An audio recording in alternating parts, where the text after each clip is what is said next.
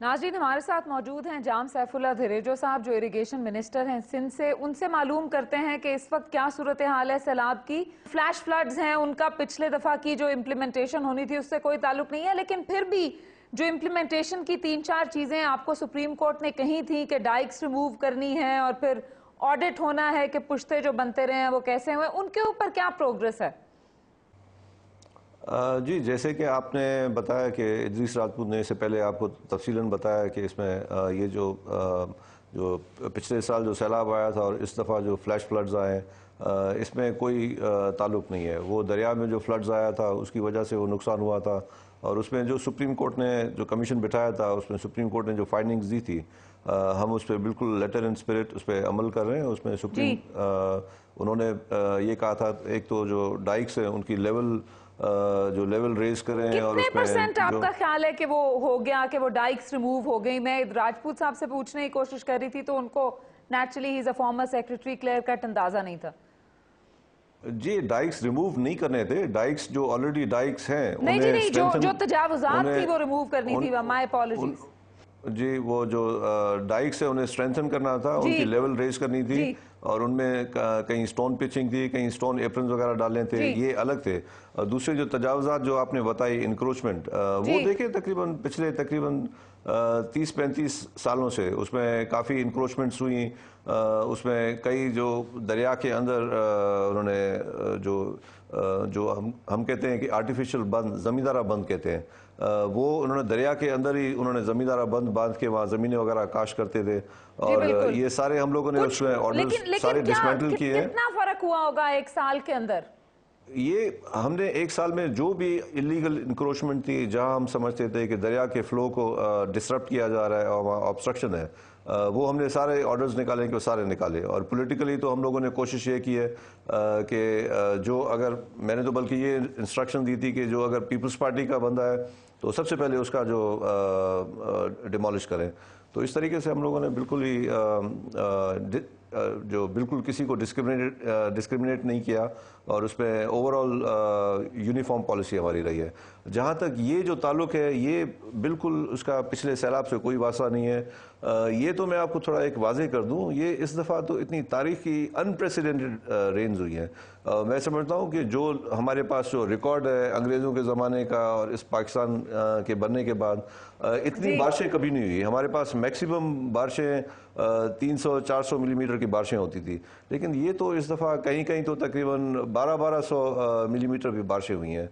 तो इसका आप अंदाज़ा लगा सकते हैं हमारे पास जो पानी को ड्रेन करने का जो सिस्टम है, जो नेटवर्क है, वो नेचुरल ड्रेन्स हैं। ये पहले कुछ तकरीबन कोई 80s 90s में ये लेफ्ट बैंक आउटफॉल ड्रेन बना था, और वो भी उसका जो प्राइमरी जो मकसद था वो उसकी जो वाटर लॉगिंग कम करने के लिए, और वो जो सलाइन पानी था उसको ट्यूबवेल के जरिए पंप आउट करके उसमें डाइवर्ट किया जाता था LBOD की।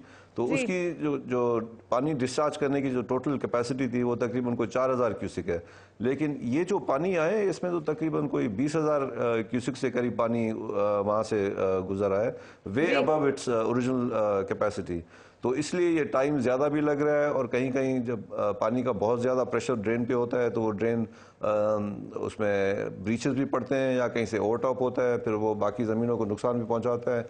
और ये एक जो सबसे बड़ी जो नुकसान की वजह ये भी है कि ऐसी क्राइसिस सिचुएशन पे जहाँ पे हर जगह पानी पानी हो, तो हर कोई कोशिश करता है कि मैं सबसे पहले मैं अपना पानी निकालूं। वो फिर पानी पंप आउट करके किसी ड्रेन में डालता है, और वो ड्रेन की जो कैपेसिटी से कहीं वो पानी ज्यादा होता है, तो फिर उसे पानी ओवरफ्लो होता है।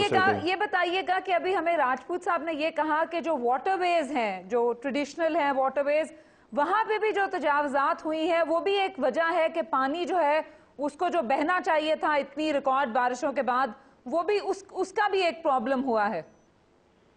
जी, ये बिल्कुल प्रॉब्लम हुआ है। मैं आपको ये बता रहा हूँ कि इन द ईयर्स पिछले काफ़ी 15-20 सालों में इतनी बारिशें नहीं हुई थी, तो लोग भी काफ़ी कंप्लेसेंट हो गए थे। गवर्नमेंट्स भी काफ़ी मैं समझता हूँ काफ़ी हद तक गवर्नमेंट भी जो मुख्तलिफ गवर्नमेंट्स आई हैं उनमें भी इस सिलसिले में लापरवाही थी। और ये अभी जो इसमें जो 93 में हमारे पास बारिशें आई थी वो तकरीबन कोई 300 मिलीमीटर के करीब बारिशें थी या जी। सिंध में, तो वहाँ उन्होंने बदीन में काफ़ी नुकसान पहुंचाया था। बदीन में जो ये LBOT की जो आखिरी जो टाइडल लिंक है, ये बदीन जी। में क्या होता है कि उसमें ये सारा पानी, मैं आपको थोड़ा वाज़ेह करके बताऊं कि ये जो LBOT शुरू होती है नवाबशाह से, फिर सांगड़ में आती है, फिर मीरपुर खास, टंडो मोहम्मद खान, और आखिरी इसका डिस्ट्रिक्ट है जो बदीन, जो दरिया के साथ ही है, और फिर ये पानी दरिया में अरेबियन सी में जाता है। तो अच्छा। इसमें कभी कभी जब हाई टाइड होती है, फुल मून होता है, तो उसमें हाई टाइड होती है, तो ये समुद्र का पानी ये LBOT के पानी को एक्सेप्ट नहीं करता, फिर उसका नतीजतन वो बैक फ्लो जी। होता है, तो उससे काफ़ी जो फ्लैश फ्लड्स आते हैं उससे काफ़ी नुकसान होता जी। है। और इसे 99 में और 2003 में उसमें काफ़ी अमवात हुई, काफ़ी नुकसान हुआ, तकरीबन कोई 150 के करीब बेचारे लोग उसमें हलाक हुए थे। तो ये जी। उस वक्त भी उन्होंने एक स्टडी कराई थी वापडा से कि किस तरीके से इसकी जो लेकिन LBOT आई की थिंक कैपेसिटी है। धीरेजो साहब, सबसे बड़ा इशू तो ये है कि ये स्टडीज भी होती हैं और ये रिकमेंडेशंस भी आती हैं, लेकिन अगर उनके ऊपर अमल दरामद नहीं होगा तो दोबारा अगर इस तरह की कोई आफत हमारे ऊपर आएगी तो फिर शायद प्रॉबेबली हम इसी तरह के सिनारियो में होंगे। हमें ज्वाइन किया है फैसल सब्जवारी साहब ने कराची से। सब्जवारी साहब, आपको प्रोग्राम में खुशामदीद। ये फरमाइएगा कि सैलाब ऑफ कोर्स अंदरूने सिंध ज्यादा मुतासर हुआ है, लेकिन कराची किस हद तक मुतासर हुआ है इससे? शुक्रिया आसिया।